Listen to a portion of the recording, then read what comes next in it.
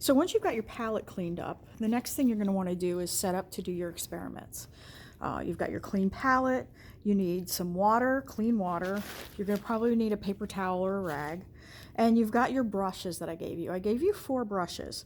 You have 2 flats and 2 rounds, a small and kind of a medium. I wouldn't call this a large. I think the largest one I gave out was a 10 or maybe a 1/2 inch. Anyway, so you've got a small and a larger flat, and you've got a small and a large round.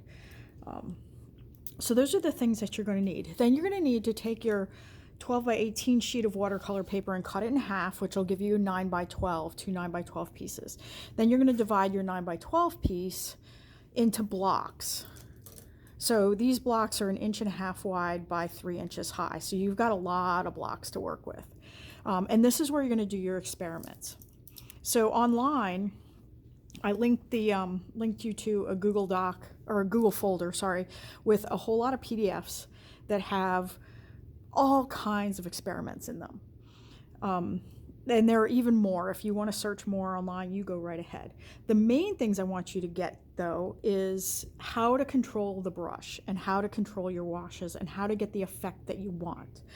So the first 3 that I definitely want you to do is a flat wash, a graded wash, and a wet on wet.